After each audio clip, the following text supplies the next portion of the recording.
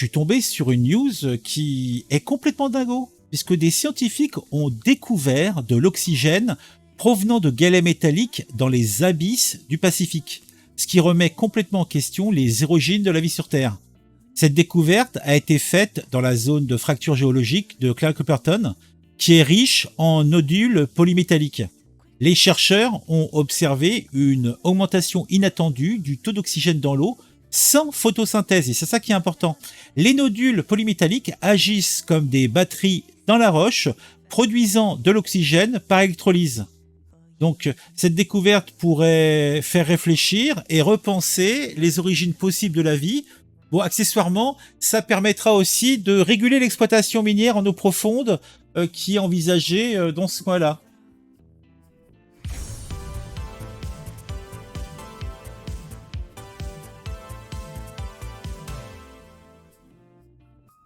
C'est directement et massivement une découverte stupéfiante qui a été faite dans les abysses du Pacifique.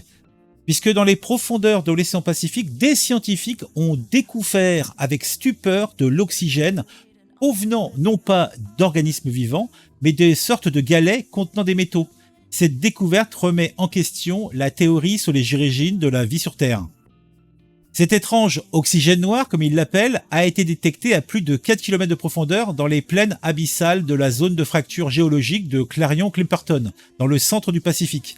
Cette zone est une cible de choix pour l'exploitation minière sous-marine en raison de la présence de nodules polymétalliques, de concrétions minérales riches en métaux avec du manganèse, du nickel, du cobalt, ce qui est des trucs qui sont tout à fait nécessaires, notamment pour la fabrication des batteries pour véhicules électriques, les éoliennes, les panneaux photovoltaïques, les téléphones portables. Bon, vous voyez le genre, c'est exactement le genre de ressources minérales dont on va avoir besoin dans les dizaines d'années, voire les siècles qui viennent, hein.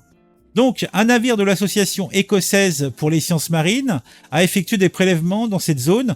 Ça a été financé par la société The Metal Company et EKS Seabed Resources.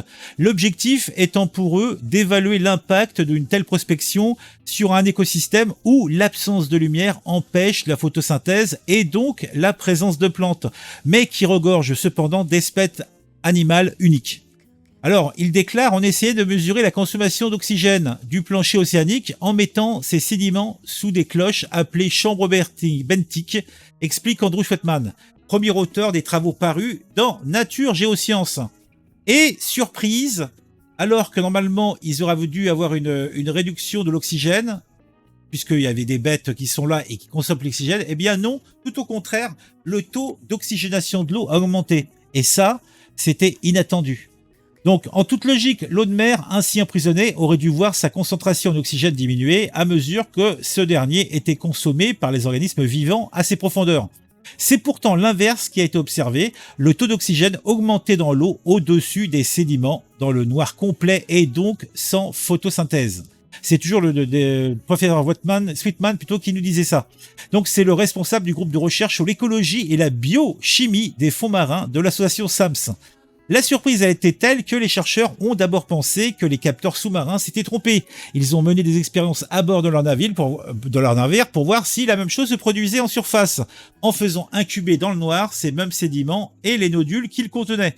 Et ils ont constaté une nouvelle fois que le taux d'oxygène croissait. À la surface des nodules, nous avons détecté une tension électrique presque aussi élevée que dans une pile AA, décrit le professeur Sweetman, en comparant ces nodules à des batteries dans la roche. Ces étonnantes propriétés pourraient être à l'origine d'un processus d'électrolyse de l'eau qui sépare ces molécules en hydrogène et en oxygène à l'aide d'un courant électrique. Cette réaction chimique intervient à partir d'un volt 5, la tension d'une pile, que les nodules pourraient atteindre quand ils sont regroupés selon un communiqué de cette même association SAM jointe à l'étude. La découverte de production d'oxygène par un processus autre que la photosynthèse nous incite à repenser la manière dont est apparue la vie sur Terre, liée à l'apparition de l'oxygène, commente toujours le professeur Nicolas Ovens, directeur du SAMS.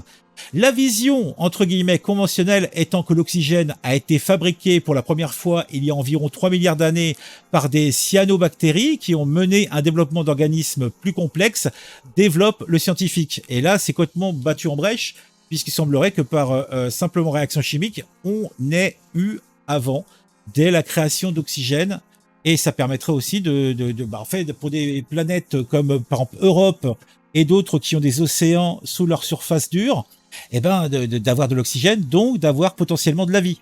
La vie aurait pu commencer ailleurs que sur Terre, que sur la Terre ferme et près de la surface de l'océan, avance le professeur Sweetman. Puisque ce processus existe sur d'autres planètes, il pourrait générer des habitats oxygénés dans d'autres mondes océaniques comme Célade ou Europe, des lunes de Saturne et de Jupiter, et y créer les conditions d'apparition d'une vie extraterrestre.